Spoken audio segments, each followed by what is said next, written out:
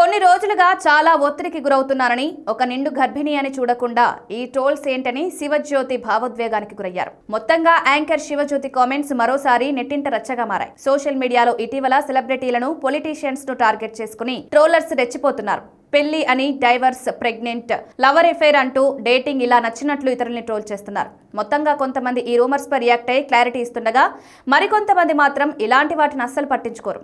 ఇటీవల తీన్మార్ సావిత్రి శివజ్యోతి ప్రెగ్నెంట్ అయిన విషయం తెలిసిందే. చాలా ఏళ్ల తర్వాత ఏడుకొండల స్వామి వ్రతం చేసింది. అదేవిధంగా తాము అనేక గుళ్ళు మొక్కుకున్న తర్వాత చివరకు ఆ స్వామి తమను అనుగ్రహించాడని చెప్పి భావోద్వేగానికి గురైంది. శివజ్యోతి ఇటీవల తిరుమలలో ప్రసాదం విషయంలో మాట్లాడిన మాటలు వివాదంగా మారిన విషయం తెలిసిందే. దీనిపై ఆ తర్వాత శివజ్యోతి క్లారిటీ ఇచ్చి సారీ కూడా చెప్పారు. మొత్తంగా ఆమె వివాదం అక్కడితో ఫుల్ స్టాప్ పడింది.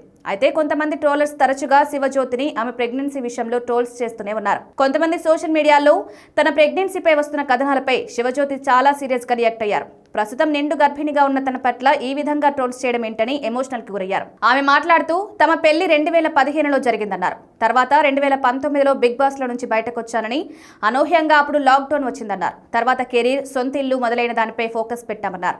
తాము 2023 నుంచి ప్రెగ్నెంట్ కావాలని ప్రయత్నించామన్నారు. కానీ తనకిన్నాళ్లకు కనబట్ట దేవుళ్లకు మొక్కులు మొక్కుకుంటే తమ కోరిక నెరవేరిందన్నారు. తాను నేచురల్ విధానంలోనే ప్రెగ్నెంట్ అయ్యానని మాట్లాడారు. ఐవీఎఫ్, ఐయుఐ విధానంలో ప్రెగ్నెన్సీ అంటూ వాస్తున్న వార్తల్లో నిజం లేదని, వాస్తవాలు అన్నారు. కొంతమంది కావాలని ఇలాంటి రూమర్స్ వైరల్ చేస్తున్నారని మండిపడింది. మరోవైపు శివజ్యోతి అభిమానులు మాత్రం ఇవన్నీ పట్టించుకోవద్దని, హెల్త్ బాగా చూసుకోవాలని ఆమెకు సపోర్ట్ గలిస్తున్నారు. మొత్తంగా ట్రోలర్స్ నిండు గర్భిణి అయిన శివజ్యోతి పట్ల చూపిస్తున్న దారుణాన్ని నెటిజన్లు ఏకిపారిస్తున్నారు.